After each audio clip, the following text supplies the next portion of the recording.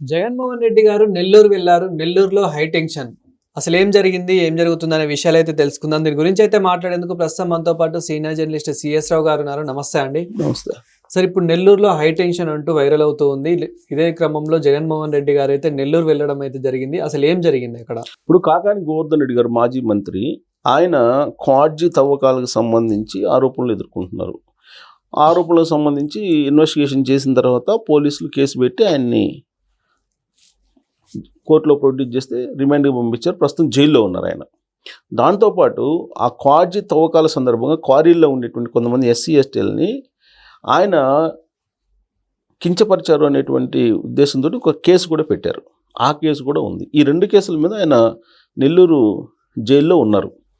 అయితే నెల్లూరు జైలుకి వెళ్ళి కూడా ఆయన దాదాపుగా 4 రోజులు అవుతుంది. కానీ వెంటనే జగన్మోహన్ రెడ్డి గారు వెళ్తారు అనుకున్నారు అందరూ. ఎందుకంటే కాకాని గోవర్ధన్ రెడ్డి గారు ఆయనకి అత్యంత సన్నిహితుడు, ప్లస్ వైఎస్ఆర్ కాంగ్రెస్ పార్టీ కీలకమైనటువంటి లీడరు. తెలుగుదేశం పార్టీని ఎదుర్కోవడంలో కానీ లేదా విమర్శించడంలో కానీ కాకాని గోవర్ధన్ రెడ్డి గారు ముందుంటారు. యాక్చువల్గా రోజా గారు, తర్వాత పేరు నాని, కొడాలి నాని, వల్లభనేని వంశీ, గుడివాడ అమర్నాథ్, అంబటి రాంబాబు, ఈ జాబితాలో ఆయన కూడా ఉంటారు. అంటే ఆ స్థాయిలో తెలుగుదేశం పార్టీని ఇబ్బంది పెట్టాలా లేదా తెలుగుదేశం పార్టీ కించపరచాలా మాట్లాడేటువంటి లీడర్ ఆయన. అక్కడ అనిల్ కుమార్ యాదవ్ అని ఇంకొక మాజీ మంత్రి కూడా ఉన్నారు అక్కడ.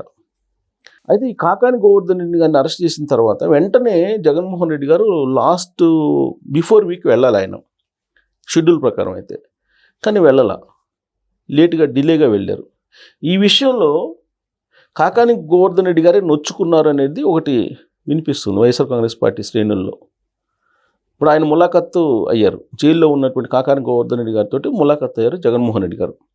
ఆ సందర్భంగా ఈయన రావటం లేట్ అయిందని చెప్పి ఆయన నొచ్చుకున్నారు అనేది ఒకటి శ్రేణుల్లో వినిపిస్తున్నటువంటి మాట. దానికి కారణం ఏంటి? యాక్చువల్గా ఆయన అరెస్ట్ చేసి దాదాపు 4 రోజులు అవుతుంది. ఆయన అరెస్ట్ చేయడానికి ముందు పెద్ద డ్రామా నడిచింది. ఆయన ముందస్తు బెయిల్ తీసుకురావడానికి ప్రయత్నం చేసుకున్నారు, కానీ ముందస్తు బెయిల్ ఇవ్వాల. తర్వాత ఆయన అరెస్ట్ చేయడానికి కూడా నోటీసులు ఇస్తే 2-3 సందర్భాల్లో ఆయన నోటీసులు తీసుకోలేదు. కొన్ని రోజులు హైదరాబాద్ వచ్చారు, కొన్ని రోజులు అక్కడికి నెల్లూరు వెళ్ళినప్పుడు నెల్లూరులో ఫంక్షన్లో ఉన్నాను, ఆ నోటీసులు తీసుకోకుండా పంపించేశారు పోలీసులకి. ఇట్లా రకరకాల ప్రయత్నాలు చేసి ఎట్టగాలకు ముందస్తు బెయిల్ ట్రై చేసి వైఫల్యం చెందిన తర్వాత అనివార్యంగా ఆయన అరెస్ట్ చేయాల్సిన పరిస్థితి ఏర్పడింది. పోలీసులకి అరెస్ట్ చేశారు, రిమాండ్కి పంపించారు. అసలు ఈ క్వాడ్జీకి సంబంధించి ప్రతిరోజు కొన్ని కోట్ల రూపాయల విలువైనటువంటి క్వాడ్జీని వాళ్ళు తవ్వుకున్నారు అనేది ఒకటి. అలాగే గ్రావెల్ తవ్వుకోవడానికి ఫోర్జరీ సంతకంతో ఆ రోజున వైఎస్ఆర్ కాంగ్రెస్ పార్టీ ఎంపీగా ఉన్నటువంటి మాగుంట శ్రీనివాసరెడ్డి గారి సంతకాన్ని ఫోర్జరీ చేసి గ్రావెల్ తవ్వుకున్నారు. ఆ ఫోర్జరీ చేసినటువంటి వాళ్ళల్లో ఈయన ప్రమేయం కూడా ఉంది అనేది. ఈ తర్వాత కొన్ని ఫైల్స్ దొంగతనం జరిగినప్పుడు ఆయన మీద కేసులు ఫైల్ అయినాయి అప్పట్లో. ఆ ఫైల్స్ని కొన్ని తగలబెట్టారనేటువంటి కేసులు కూడా ఉన్నాయి కాకాని గోవర్ధన్ రెడ్డి మీద. ఇంకోటి ఏంటంటే ఆయన క్వాడ్జీకి సంబంధించి తవ్వకాల్లో క్వాడ్జీ మైనింగ్ జరుగుతున్నప్పుడు తెలుగుదేశం పార్టీకి సంబంధించినటువంటి సీనియర్ లీడరు చంద్రమోహన్ రెడ్డి గారు అక్కడికి వెళ్ళి అక్కడ అక్రమంగా మైనింగ్ జరుగుతుంది, ప్రతిరోజు కొన్ని కోట్ల రూపాయల ప్రభుత్వ ధనానికి ఇబ్బంది కలుగుతుంది, నష్టపోతుంది ప్రభుత్వం, కాబట్టి ఆ క్వాడ్జీ మైనింగ్ని ఆపేయాలని చెప్పి పెద్ద ఎత్తున అప్పట్లో ధర్నాలు చేశారు, ఆందోళన చేశారు. ఆ సందర్భంగా ఒక బస్సు మొత్తం నిండేలాగా ట్రాన్స్జెండర్స్ని ఎక్కించేసి తెలుగుదేశం పార్టీ వాళ్ళ మీద దాడులు చేయడానికి పంపించారు. అక్కడికి పంపిస్తే ఇది వీళ్ళ ధర్నాకు పిలుపునిచ్చినప్పుడు, తెలుగుదేశం పార్టీ వాళ్ళు ధర్నాకు పిలిపించినప్పుడు ట్రాన్స్జెండర్స్ని బస్సు నిండా అక్కడికి పంపించారు. ఆయన పంపిస్తే తెలుగుదేశం పార్టీ వాళ్ళు అక్కడ ఉండగానే వీళ్ళందరూ బస్సు దిగి ఆ క్వారీ చుట్టూ తిరిగి ఈ ట్రాన్స్జెండర్స్ నానా రభస చేశారు. అంటే ఆ స్థాయిలో ఆ క్వాడ్జీకి సంబంధించిన వివాదం అటు తెలుగుదేశం పార్టీ వైఎస్ఆర్ కాంగ్రెస్ పార్టీ మధ్య అప్పట్లోనే తెర మీదకి వచ్చింది, చర్చ జరిగింది. క్వాడ్జీలో కొన్ని కోట్ల రూపాయలు సంపాదించారు ఆయన అనేటువంటి ఆరోపణలు ఆయన ఎదుర్కొంటున్నారు. ఇప్పుడు దానికి సంబంధించిన కేసు ఫైల్ అయింది. కేసు ఫైల్ అయితే ఆయన అరెస్ట్ కాకముందు ఏమంటారు పోలీసుల్ని, మా ప్రభుత్వం వచ్చిన తర్వాత మిమ్మల్ని బట్టలు ఎప్పదీసి నిలబెడతాం అని అంటాడు ఆయన. ఆయన అనుచరుడు ఒక అతను ఉన్నాడు నెల్లూరు జిల్లాలో, అతన్ని అరెస్ట్ చేశారు. అతన్ని అరెస్ట్ చేస్తే అతను అరెస్ట్ చేసినటువంటి వాళ్ళు అంతు చూస్తాను అని చెప్పేసి పోలీసులకి వార్నింగ్ ఇచ్చినటువంటి పరిస్థితి. సో ఇవన్నీ జరిగాయి. సరే జరిగాయి, తర్వాత చట్టం తన పని తాను చేసుకుపోయింది, ఆయన జైల్లో ఉన్నారు.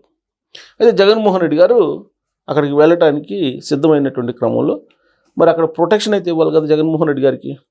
ఎవరు ఇవ్వాలి? పోలీసులు ఇవ్వాలి. పోలీసులు అక్కడ ఉన్నటువంటి పరిస్థితులు, అక్కడ ఉన్నటువంటి ప్రజల యొక్క, లేదంటే వైఎస్ఆర్ కాంగ్రెస్ పార్టీ, ప్రజలు కాదు కానీ వైఎస్ఆర్ కాంగ్రెస్ పార్టీకి సంబంధించినటువంటి వాళ్ళ యాక్టివిటీస్ వీటన్నిటిని గమనించిన తర్వాత కొన్ని పరిమితులతోటి ఈ టూర్కి పర్మిషన్ ఇచ్చారు వాళ్ళు. ఏంటి పరిమితులు? మీరు హెలిప్యాడ్ దగ్గరకు వచ్చినప్పుడు 10 మంది మాత్రమే మీకు ఇన్వైట్ చేయాలి, అంతకు మించి హెలికాప్టర్ దగ్గర రాకూడదు అనే ఒక నిబంధన పెట్టారు. తర్వాత మీరు పొలోమ్ అని చెప్పి కొన్ని వేల మందిని మీరు తరలించకూడదు, లిమిటెడ్గా మాత్రమే మీరు ఈ టూర్ని మీరు ముగించుకొని వెళ్ళాలి. ఇది కేవలం ములాఖతే కదా, జైల్లో ఉన్నటువంటి కాకాని గోవర్ధన్ రెడ్డి గారితో ములాఖత్ అయి వెళ్ళిపోవటం, అంతవరకు మాత్రమే మీరు పరిమితం కావాలి, అంతే తప్ప జన సమీకరణ అయితే చేయకూడదు అని చెప్పారు. పోలీస్ 30 యాక్ట్ పెడుతున్నాము, సో పోలీస్ 30 యాక్ట్ ప్రకారం మీరు జన సమీకరణ చేయకూడదు అని చెప్పారు. కానీ దాన్ని ధిక్కరించేసి గత 4 రోజుల నుంచి సోషల్ మీడియాలో జగన్మోహన్ రెడ్డి గారు వస్తున్నారు, మీరు తరలిరండి, పోలీసులు వద్దంటున్నారు, వాళ్ళంతా చూద్దాం, మీరు తరలిరండి, ఎంతమంది నట్టుకుంటారో చూద్దాం అని చెప్పి మాజీ మంత్రి అనిల్ కుమార్ యాదవ్ గారు పిలుపునిచ్చారు.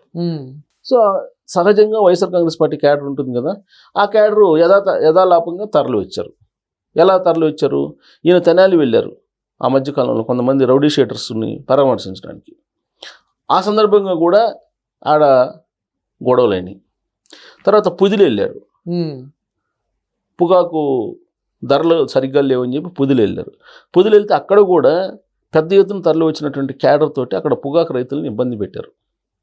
ఆ సందర్భంగా కొంతమంది లేడీస్కి ఆ వైఎస్ఆర్ కాంగ్రెస్ పార్టీ క్యాడర్కి మధ్య ఘర్షణ వాతావరణం నెలకొంది. ఆ తర్వాత జరిగింది ఏంటి? అక్కడికి వెళ్ళారు తోతాపురి మామిడి విషయంలో కూడా అదే జరిగింది. సో ఎక్కడికి వెళ్ళినా కానీ ఒక దండయాత్రలాగా వెళ్తున్నారు. తర్వాత ఇక్కడ పల్నాడు వెళ్ళారు, ఆ మధ్య ఇక్కడ సత్యనపల్లి అక్కడికి వెళ్ళారు, పల్నాడు వెళ్తే నర్సరావుపేట ఎవరో కార్యకర్త 1 సంవత్సరం క్రితం చనిపోతే ఆయన విగ్రహావిష్కరణకి వెళ్ళిన సందర్భంగా ఆయన 3 ప్రాణం పోవడానికి కారణమయ్యారు.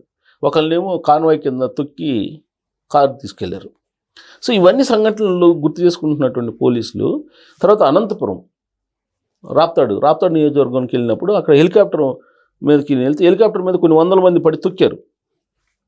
ఈ సంఘటనలన్నింటినీ కూడా పోలీసులు గమనించిన తర్వాత లిమిటెడ్గా మీరు నాయకులతోటి మీరు కలిసి ములాఖత్ అయ్యి వెళ్ళిపోండి అని చెప్పారు. దానికి భిన్నంగా ఆయన నెల్లూరుకి దండయాత్ర మొదలుపెట్టారు. ఆయన యాత్ర అది పరామర్శ కాదు, యాత్రలాగా దండయాత్రలాగానే వెళ్తున్నారు. జైలుకి వెళ్ళినా జైల్లో ఉన్నటువంటి వాళ్ళని పలకరించడానికి అదే, లేదు ఎవరైనా చచ్చిపోయినటువంటి వాళ్ళు ఇళ్ళ పరామర్శించడానికి అదే పంద. చనిపోయినటువంటి ఇళ్ళకి వెళ్ళేటప్పుడు ఎవరైనా యాత్రలాగా జనాలను తీసుకుని వెళ్తారు? వెళ్ళరు కదా ఎవరు. కానీ జగన్మోహన్ రెడ్డి గారు వెళ్తారు.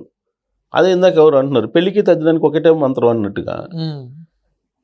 ఇప్పుడు ఆ చావుకి ఎలా వెళ్ళాలి, లేదంటే జైల్లో ఉన్నటువంటి వాళ్ళని పరామర్శించడానికి, లేదంటే వాళ్ళతో ములాఖత్ కానీ ఎలా వెళ్ళాలో కూడా వ్యత్యాసం లేకుండా జన సమీకరణతో వెళ్ళిపోతున్నారు. ఈయన అది దండయాత్రలాగా వెళ్ళిపోతున్నారు. సో అది లా అండ్ ఆర్డర్ ప్రాబ్లం వస్తుంది. సో అది గమనించాలి కదా, ఒక పార్టీకి సంబంధించిన అధినేతగా అది గమనించాలి కదా అనేది ఇప్పుడు నెల్లూరు పర్యటన చూసినటువంటి వాళ్ళు చెప్తున్నట్టు మాట. సో కాబట్టి ఇప్పటి వరకు చేసినటువంటి దండయాత్రలతో నెల్లూరు దండయాత్ర కూడా ఇంకోటి. Thank you sir. Thank you.